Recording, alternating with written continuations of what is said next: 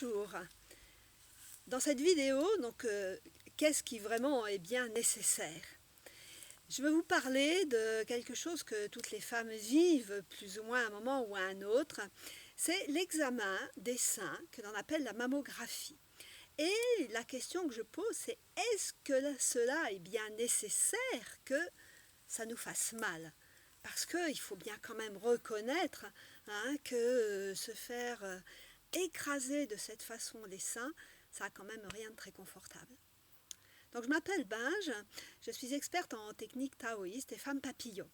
Et je vais là le plaisir de vous donner peut-être mon ressenti par rapport à cette pratique qui est devenue très commune et presque normale.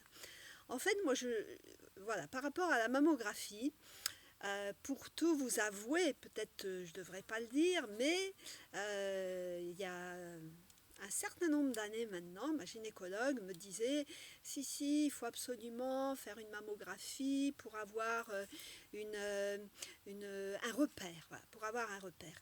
Et moi je lui disais ça m'embête ce truc-là, ça sert à rien. Mais bon, voilà, je me suis laissée faire. Et puis du coup, je suis allée faire cet examen. Je me suis dit au moins je saurais comment ça se passe. Voilà. Et en fait, c'est un examen qui est vraiment pas agréable du tout. Bon, j'imagine que parmi vous, il y en a beaucoup qui l'ont, j'ose presque dire, subi.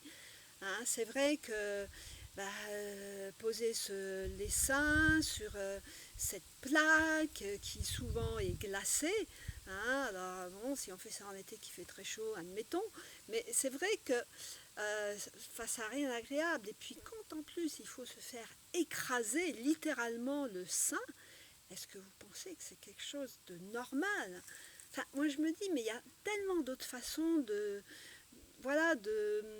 ressentir s'il y a une anomalie dans les seins. Surtout que c'est bien reconnu qu'il y a des femmes qui font des mammographies très régulièrement, tous les 6 mois, tous les ans, et puis ça n'empêche pas qu'à un moment ou à un autre on découvre un nodule.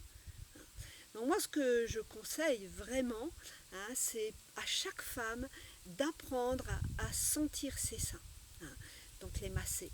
Voilà, les masser régulièrement, les palper pour sentir s'il n'y a pas une grosseur ou une anomalie, être attentive s'il y a des zones qui sont plus chaudes ou plus froides, de façon à bien les connaître.